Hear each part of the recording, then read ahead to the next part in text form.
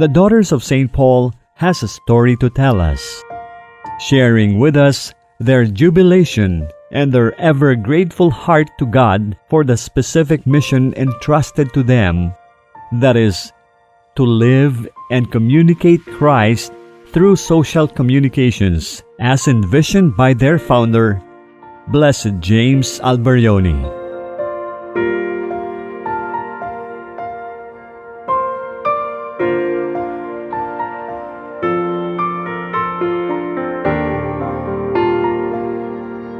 These women are always full of courage, for they walk by faith. Their journey of faith, of their 100 years of bringing the gospel to the world, is a story worth hearing and reading, and their joy in bringing the gospel message is contagious and worthy of emulating. Their experience is worth reviewing through this exhibit interpretation.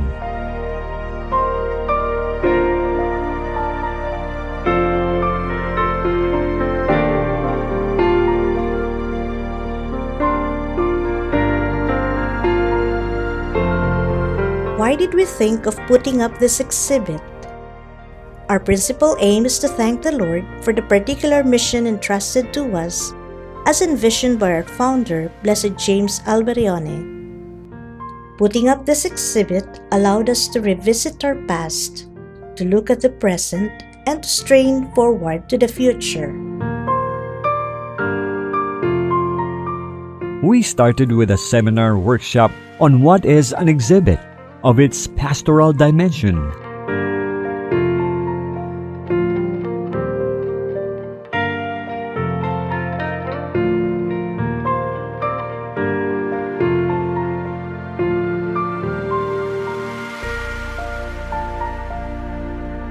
As for its layout, the exhibit breathes like lungs in two parts.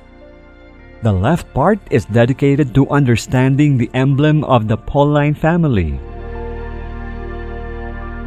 the Eucharist, and the section dedicated to Blessed James Alberione, founder of the congregation, follows. There is a relic display of the original pen used by Blessed James Alberione to write his meditations and letters to his sons and daughters. You may want to rest and enjoy printing your messages in a corner before you begin the part that will tell you the history of the congregation from its foundation to its expansion. The image of St. Paul marks the beginning of the story of the congregation. The first timeline ends with the expansion of the congregation worldwide. At the end is a booth where one can enjoy listening to a broadcast from an interactive radio program.